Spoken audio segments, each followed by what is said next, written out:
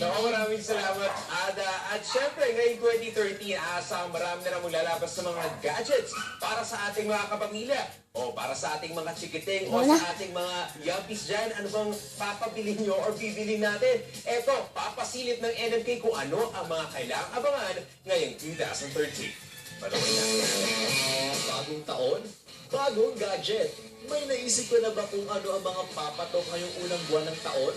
Isa dito, ang Smart Ultra HD TV.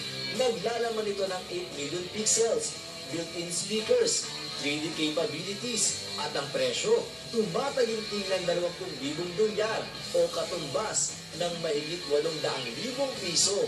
Para naman sa mga health conscious o mga gustong magpapayat, may makabagong fitness gadget tulad ng body media strap at ang high-tech na kutsara at tinidor na may sensor na nagsusuri kung masyadong mabilis kumain.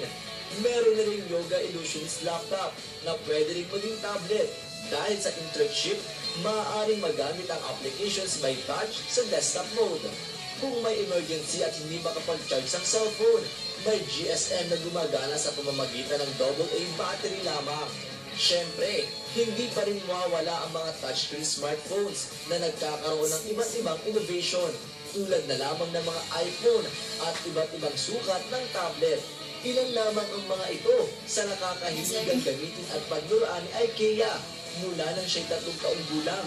Nahilig na siya sa high-tech na gadget tulad ng PSP, tablet at laptop.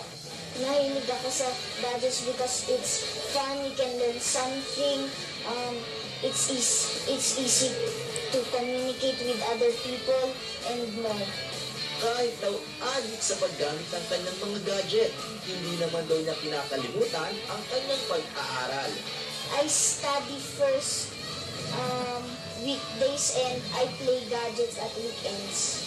Para sa psychiatrist na si Dr. Chichia, mas maganda raw kung maagang nasasanay na gumamit ang kabataan ng mga makabagong teknolohiya dahil mas nagiging malikain sila.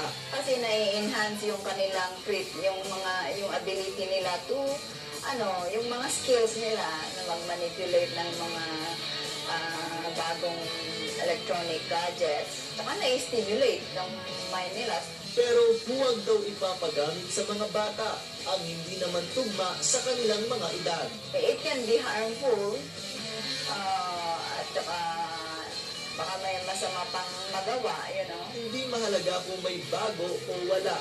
Minsan, mas maganda pa ngang mabuhay ng simple para malayo sa disgrasya at masama.